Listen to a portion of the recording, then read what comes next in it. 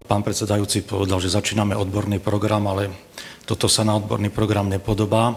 Je to preto, lebo sme sa dohodli, že by to mal byť taký mäkký štart. Takže, kedy to začalo, ako vidíte, v 84. sme si vymysleli konferenciu mladých pediatrov Slovenska. Dôvodov bolo viacero, najmä to, že chceli sme sa my, vtedy mladší, stretávať na profesionálnej úrovni, ale menej formálne. Ako vidíte, bolo už 15 ročníkov, minulý rok bol ten posledný 15. Tam sme získali nejaké skúsenosti a uvažovali sme, čo ďalej. Teraz preskočím hiatom. V roku 2006 Nestlé hľadalo nových medicínskych reprezentantov, dostalo sa aj na východ a našlo si tam pána inžiniera Bombu, veľmi aktívneho mladého muža, ktorý sa rozhliadal ďalej. To je on, ak by ste ho náhodou nepoznali, možno ho ešte uvidíte, že sa tu niekde bude pohybovať. A mali sme celkom dobré kontakty, spolupracovali sme na viacerých projektoch, vymysleli sme si mikulášske semináre pediatrie, bolo ich už 10, modernú školu pediatrie zrejme poznáte. Pracujeme aj na Košickej ultrazvukovej škole a už od roku 2003 a len tak pomimo by som rád pripomenul, že organizujeme teraz na jeseň aj kurz ultrasonografie základní v Košiciach. Všetky ostatné informácie sú na www.ultrasono.sk, takže sú tam aj prihlasovacie formuláre, kto by potreboval.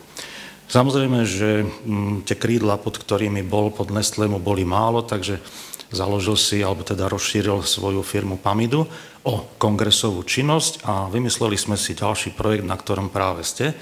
A to je festival kazuistik z pediatrie a tak ďalej a tak ďalej. Ale najväčšiu životnosť má práve ten náš pediatrický. Prvý ročník sme zorganizovali v Košiciach v roku 2008. Ako vidíte, bolo tam relatívne veľa účastníkov, veľa prednášok, boli tam naši priatelia z Českej republiky a tradične bol zaradený aj blok Úradu pre dohľad nad zdravotnou starostlivosťou. Keďže bola pozitívna odozva, to nás posmelilo a pripravili sme ďalší ročník, tu je iba prehľad tej titulnej stránky. Samozrejme, že toto je aula, ktorá má 600 oficiálnych miest, takže môžete približne vidieť, že ten záujem naozaj bol.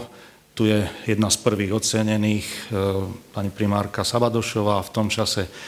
Rozhodli sme sa, že by sme mali putovať po Slovensku s touto akciou, takže sme išli ďalej na západ. V 2009 sme boli v Tatrách, tam bolo trošku menej účastníkov, boli zaradené aj hraničné odbory, ale pozitívna odozva bola, vidíte, že tá podpora zo strany oficiálnych osobností stále pretrvávala, čiže verili tomu projektu, verili nám, záujem a pozornosť stále bola. Samozrejme, museli sme aj relaxovať, takže to myslím si, že patrí k tomu. A išli sme ďalej na západ, zastavili sme sa v Žiline a prišli sme na to, že toto je zrejme z logistického hľadiska asi najideálnejšie miesto.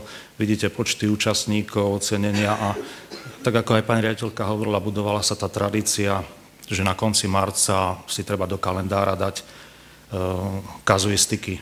Samozrejme, začali sme konkurovať už aj doktorovi Hausovi, začalo byť dusno okolo toho.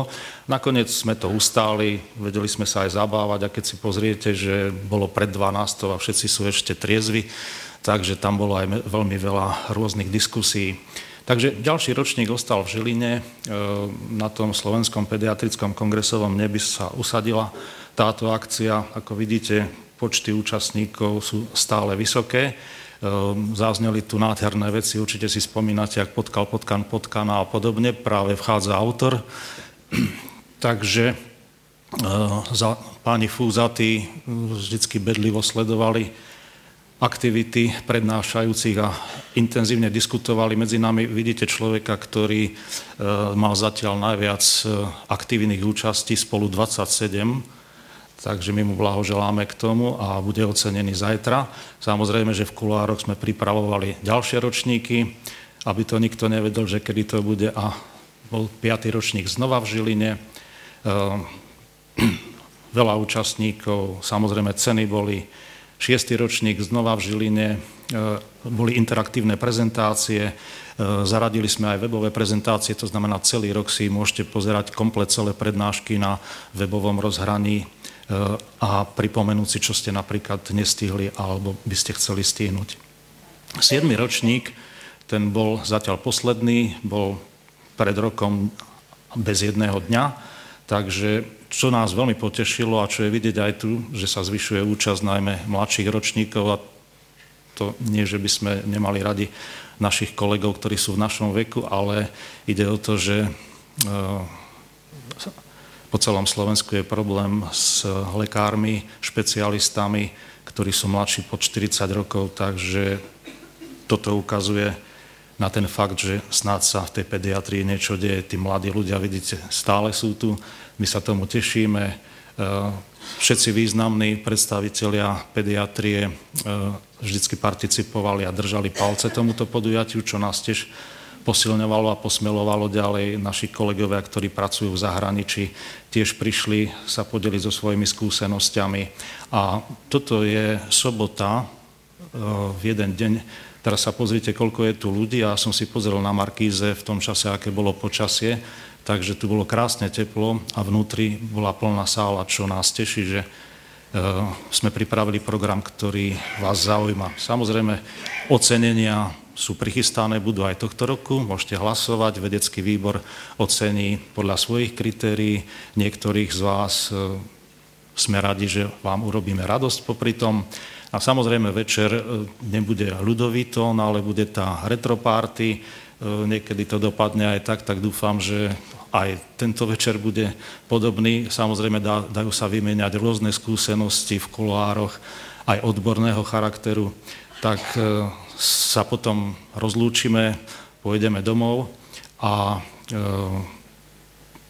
to naše podujatie, vrátim sa trošku k oficiálnej časti, ako vidíte, vždycky to bolo za spoluúčasti Úradu pre dohľad nad zdravotnou starostlivosťou, pôvodne ešte s Asociáciou všeobecných lekárov, naše oficiálne inštitúcie, Detská fakultná nemocnica a Lekárska fakulta participuje, samozrejme predstavitelia Slovenskej pediatrickej spoločnosti, ako vidíte, pán prezident Slovenskej lekárskej komory a všetci ostatní, ktorí participujú na tom, aby sme tu mohli byť, ale predovšetkým ste to vy všetci, pretože bez vás by to nemohlo byť a je to samozrejme pre vás. Takže ja ďakujem za vašu podporu a tak ako dáme hlavy dokopy, čo je vlastne naše motto, tak by sme, že pán profesor už ukazuje, že kto to tu zdržiava, tak sa ospravedlňujem a vyhlasujem tento 8. ročník za otvorený a srdečne vás tu vítam.